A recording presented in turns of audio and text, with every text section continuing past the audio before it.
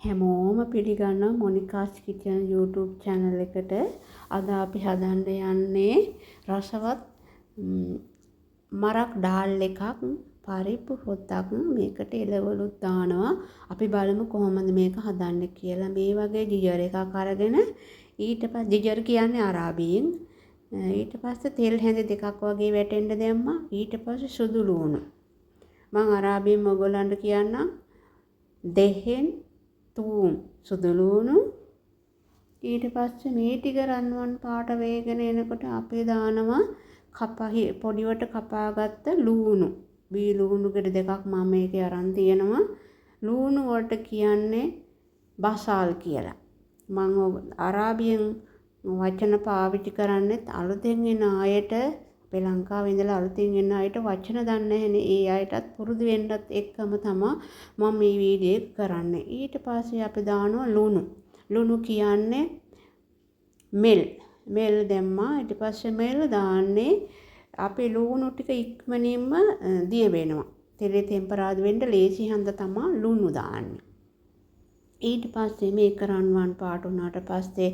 මේ පොඩිවට කපාගත්ත තක්කාලි ගෙඩියක් දාගන්නවා තක්කාලි කියන්නේ තොම්මොත් කියලා තොම්මොත් දාගෙන හොඳට මේක කලවම් කරාට පස්සේ අපි දැන් මේක වහලා තියෙනවා මෙන්න මේ වගේ ටිකක් දිය වෙලා වගේ තක්කාලි කෑලි දිය වෙන්න යනවා ඊට පස්සේ අපි එකතු කරගන්නවා මේජුන් තොමොත් කියන්නේ තක්කාලි සෝස් වලට මේ වීඩියෝ එක කරන්නේ කුවේට් එකේ ඉඳලා ඉතින් මේ කුවේට් එකේ මේජුන් තොමොත් කියන්නේ තක්කාලි සෝස් වලට ඊට පස්සේ එකතු කරගන්නවා කරි පවුඩර් ඊට පස්සේ අපි එකතු කරගන්නවා කම්බුන් කියන්නේ සුදු ලුණු කුඩු එකතු කරගන්නවා ඊට පස්සේ කහ කුරුකුම් එකතු කරගත්තා කොත්තමල්ලි කුඩු කිස්බරා පවුඩර් එකතු කරගත්තා මේ ටික හොඳට කලවම් වුණාට පස්සේ අපි එකතු කරගන්නවා කැරට් ජෙසර් එකතු කරගන්නවා ජෙසර් මම මේකෙන් කැරට් වල දෙකක් එකතු කරගත්තා ඔයාලට කැමති පමණක් එකතු කරගන්න පුළුවන් ඊට පස්සේ වට්ටක්ක එකතු කරගන්නවා වට්ටක්ක කියන්නේ අරාබියෙන් ගරා කියලා ඩුබයි වට්ටක්ක තමයි මම එකතු කරගත්තේ ඉන් එක්කම එකතු කරගන්නවා